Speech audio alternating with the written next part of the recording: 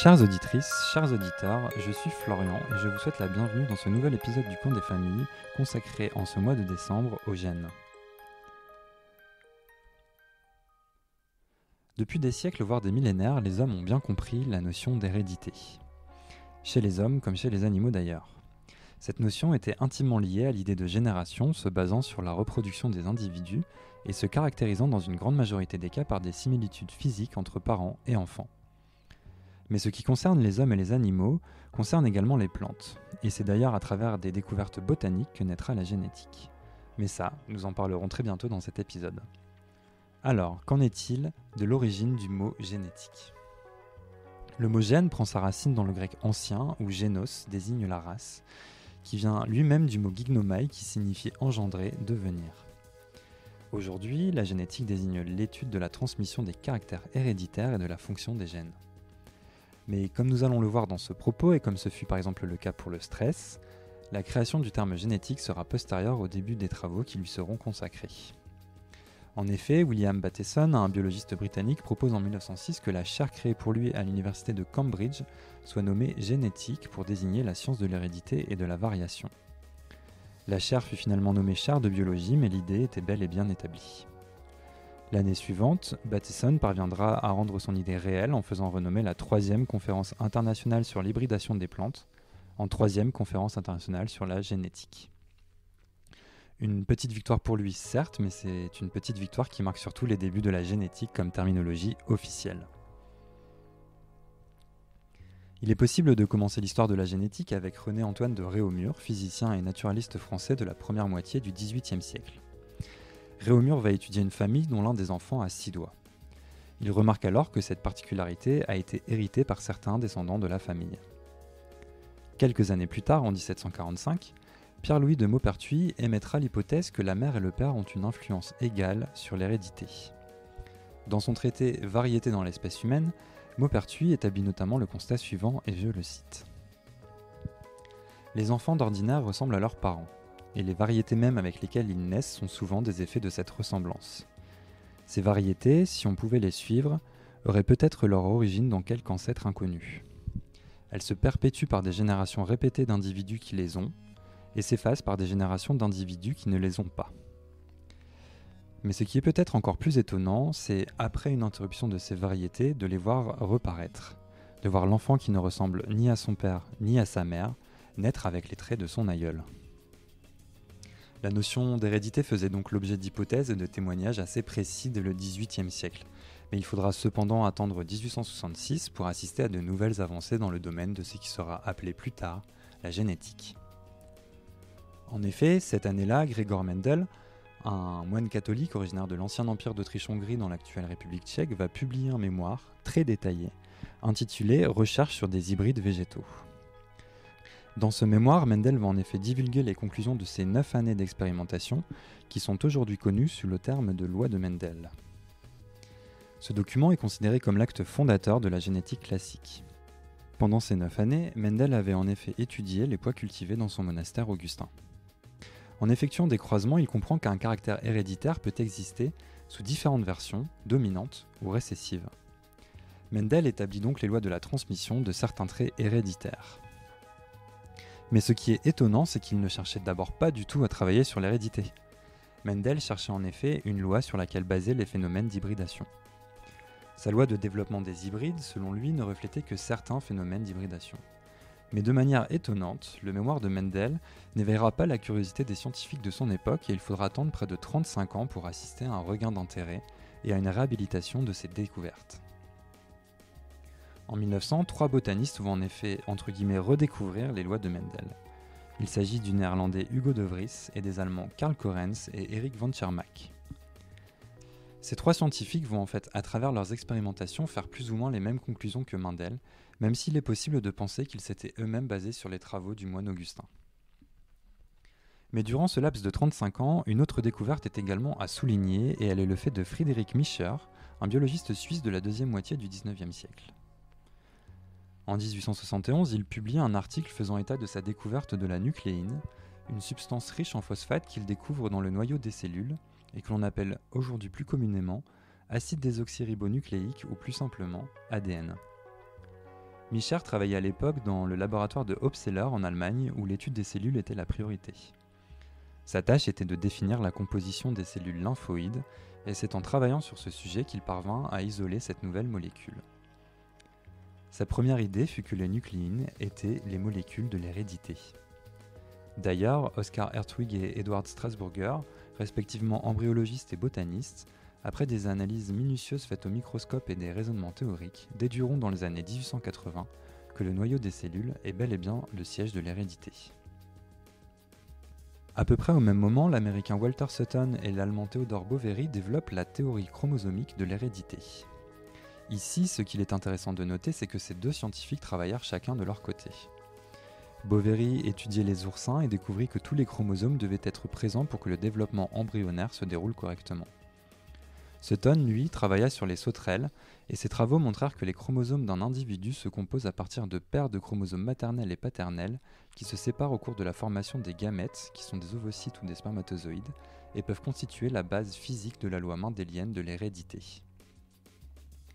Leurs travaux permettront donc d'expliquer et de confirmer les mécanismes de l'hérédité mendélienne, et ils laisseront tous les deux leur nom à cette théorie désormais appelée théorie chromosomique de Sutton et Boveri. Leur théorie sera cependant contestée pendant quelques années avant d'être finalement confirmée par Thomas Hunt Morgan, un embryologiste et généticien américain. En 1915, Morgan confirmera en effet cette théorie grâce à ses travaux sur les drosophiles, qui sont des mouches de vinaigre. Il découvre en effet pour la première fois une drosophile aux yeux blancs alors qu'ils sont normalement rouges et mènera des expériences de croisement qui permettront de confirmer les bases de la théorie chromosomique de l'hérédité. 3 ans plus tard, Morgan et un membre de son équipe, Alfred Sturtevant, parviendront à établir les premières cartes génétiques qui localisent les gènes le long des chromosomes, toujours en travaillant sur les drosophiles. Thomas Hunt Morgan se verra d'ailleurs décerner le prix Nobel de physiologie ou de médecine en 1923 pour ses travaux. Il apparaît également important de souligner la forte influence de Morgan dans les progrès de la génétique à cette époque. Car en 1927, Hermann Joseph Müller, qui avait commencé sa carrière comme élève de Morgan, va découvrir que les rayons X peuvent induire des mutations ou altérations génétiques, ce qui permettra de grandement améliorer la précision des cartes génétiques et de fournir la première estimation du nombre de gènes présents dans l'organisme. Ce sera sa plus grande découverte et elle lui vaudra un prix Nobel de médecine en 1946. Il est également intéressant de noter que Müller se fâchera vite avec Morgan et Sturtevant, leur reprochant notamment de ne pas lui donner la reconnaissance qu'il estimait devoir recevoir à la vue de sa participation aux travaux de l'équipe. Il se servira également de ses travaux et de sa notoriété naissante pour attirer l'attention sur les risques liés aux radiations. En 1944, 3 Américains, Oswald Avery, Colin Munro MacLeod et Maclean McCarthy, vont formellement démontrer que l'ADN est LA molécule portant les informations héréditaires. Pour ce faire, ils vont modifier une expérience de Frederick Griffiths, un médecin et bactériologiste anglais. Griffiths avait notamment démontré que des pneumocoques tués par des températures très hautes pouvaient transmettre certains de leurs caractères, notamment leur virulence, à des souches de pneumocoques vivants non virulents. Et nos 3 Américains, et plus particulièrement Avery, parviendront à démontrer que l'ADN est responsable de cette transmission. Les progrès notables suivants nous viendront du Royaume-Uni et plus précisément de Francis Crick, James Dewey Watson et Rosalind Franklin. En 1953, Crick et Watson présentent leurs travaux qui ont permis de découvrir la structure en double hélice de l'ADN. Une découverte qui leur vaudra le prix Nobel de médecine en 1962. Mais Rosalind Franklin, elle, ne se verra pas décerner cette récompense. Il est nécessaire de se demander pourquoi. En effet, grâce à ses travaux sur la radiographie au rayon X de la structure de l'ADN, Rosalind Franklin avait fortement contribué à cette découverte. Probablement discriminée par son simple statut de boursière au King's College de Londres, et n'ayant pas peur de le dire probablement aussi car elle était une femme dans les années 50, elle ne sera jamais citée ou reconnue par Crick et Watson, notamment lors de leur discours d'acceptation de leur récompense à l'Académie Nobel. Plus précisément, Franklin n'avait pas travaillé directement avec Crick et Watson, et c'est en fait Maurice Wilkins, qui était un physicien britannique, qui avait eu accès aux conclusions de Franklin et qui les fit parvenir à Crick et Watson, et le reste de l'histoire, vous la connaissez. Wilkins aura tout de même l'élégance de souligner le rôle prépondérant de Rosalind Franklin lors de cette découverte dans son discours. Dirigeons-nous désormais vers la France et concentrons-nous une fois de plus sur un trio composé du professeur Raymond Turpin et des docteurs Jérôme Lejeune et Marthe Gauthier, qui, soulignons-le, ne sera pas traité de la même manière que Rosalind Franklin. Ce trio va s'intéresser à ce que l'on appelait à l'époque, et avec le recul qui est le nôtre de manière bien maladroite, le mongolisme. Turpin avait depuis une bonne vingtaine d'années l'idée que ce que l'on appelle aujourd'hui trisomie 21 ou syndrome de Down était lié à une anomalie chromosomique.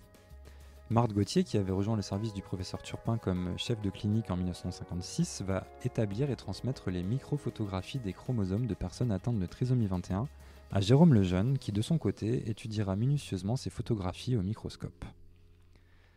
En 1958, il dénombre 47 chromosomes au lieu des 46 habituels, notant la présence d'un petit chromosome supplémentaire sur la 21e paire.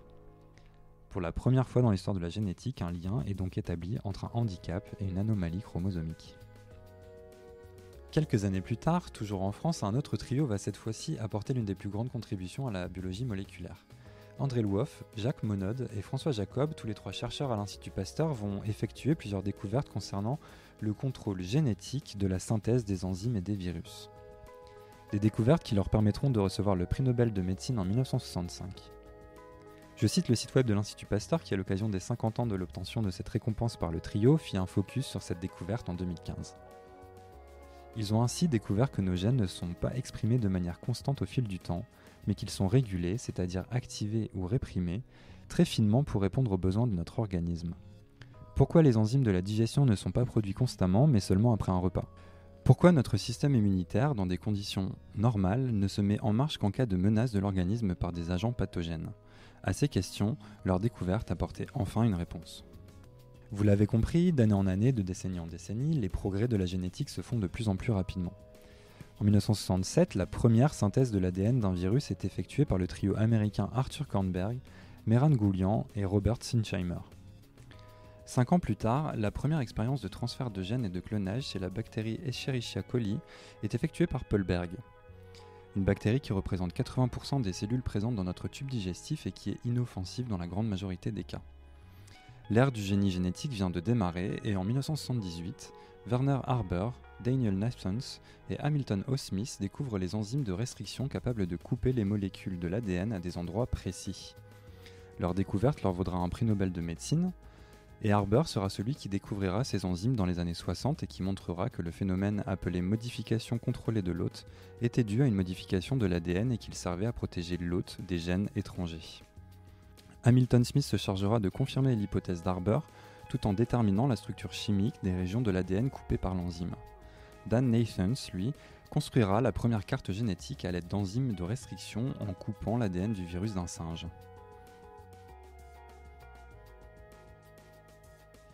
C'est donc à cette date de 1978 que nous arrêterons ce propos, ou presque. Bien évidemment, les avancées dans la génétique ont continué depuis cette date. Citons par exemple la naissance du Human Genome Project en 1986, dont le but était de comprendre, dépister, prévenir et tenter de soigner les maladies génétiques. En 1995, la cartographie du génome humain sera rendue publique, ce qui permettra d'accélérer les recherches sur les maladies génétiques. En 2003, le séquençage du génome humain sera terminé et permettra d'établir que l'homme possède près de 25 000 gènes. Un peu plus de 150 ans après la publication du mémoire de Mendel, la génétique s'est remarquablement développée et ses plus éminents contributeurs furent souvent récompensés d'un prix Nobel de médecine. Le séquençage du premier génome avait duré 10 ans et coûté environ 2 milliards de dollars. Aujourd'hui, il coûte 1 000 € et prend environ 15 jours à être réalisé. Pourtant, de nombreuses avancées sont encore à découvrir et la génétique a en effet offert à la recherche de nouvelles pistes et continue d'essayer de changer la prise en charge de nombreuses maladies. Merci à toutes et à tous d'avoir écouté ce podcast sur l'histoire des gènes. N'hésitez pas à nous envoyer vos questions, évaluations et petites étoiles sur les différentes plateformes de podcast ainsi que sur notre site internet fondation-ipsen.org ou notre page Facebook LiveLab Fondation Ipsen. Si vous êtes nombreux à nous envoyer vos questions et remarques, nous pourrons alors réaliser une petite séance de questions-réponses. Merci à tous de votre soutien et je vous donne rendez-vous le mois prochain. En attendant, ne vous gênez pas pour retrouver Yannick la semaine prochaine pour un autre épisode.